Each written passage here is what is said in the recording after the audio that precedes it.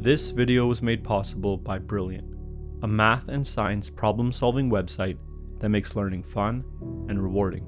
There are many, possibly infinite, potential actions that you can take at any moment.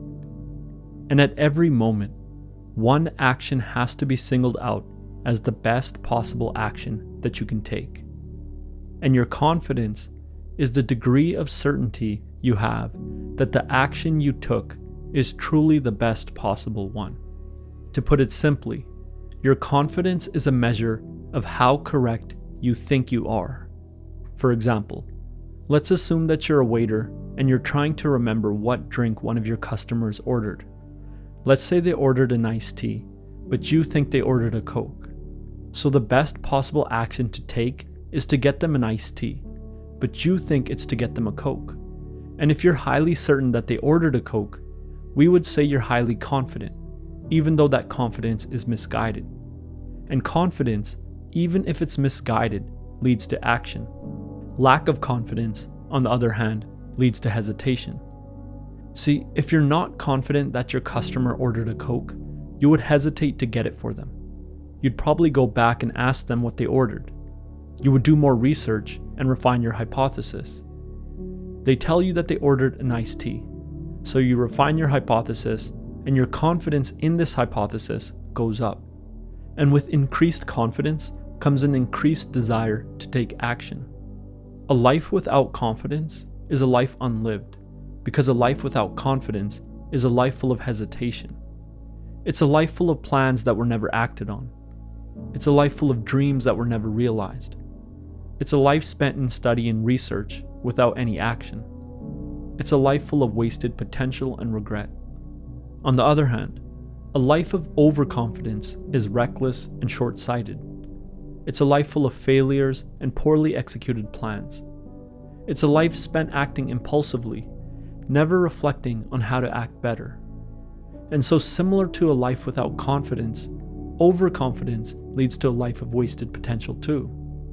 Achieving your greatest potential starts with true confidence. The truly confident are neither unconfident or overconfident. True confidence is when how correct you think you are overlaps with how correct you actually are. In other words, you are correct about how correct you think you are. Your confidence is an exact measure of your expertise. You have an accurate view of your own knowledge. You have self-awareness. For example, a brain surgeon with true confidence knows the limits of his own knowledge, and that makes him a great surgeon. When he comes across problems that are outside of his domain of expertise, he passes the problem on to someone more qualified. He's not reckless. And when he comes across problems that are within his domain of expertise, he handles them without fear or hesitation. He's neither overconfident or unconfident, but truly confident. The best way, then, to achieve your greatest potential is to focus on your expertise, not your confidence. True confidence will always walk hand in hand with your expertise. Most people, for example, will be confident in getting a glass of water in their house because they've done it 100 times before. They're certain that they could do it. And the more times you've solved a problem in the past, the more certain you are that you can solve it in the future. Expertise is what leads to true confidence. And expertise comes from solving a problem so many times that you can't help but believe in your ability to solve it. And expertise is natural and inevitable when you consistently overcome the tests that life gives you. A man who has to grow his business in difficult times, through recessions, times of cultural and technological transition, and changing consumer demands, will have to become an expert in order to succeed. And the only way to achieve expertise is to test yourself in the world. And testing yourself is risky. It can lead to rejection, failure, or loss. And the only way to overcome the fear that will hold you back from testing yourself is to do something so meaningful that fear becomes irrelevant. When you pursue something deeply meaningful, fear is less likely to stop you from pursuing that thing. And the more meaningful a goal is to you, the less relevant fear becomes as an obstacle. Because if something is meaningful to you, you'll chase it under any condition. And so a meaningful goal will cause you to become well tested by the world. And by overcoming the world's tests, you'll achieve expertise. And by achieving expertise, you'll become truly confident.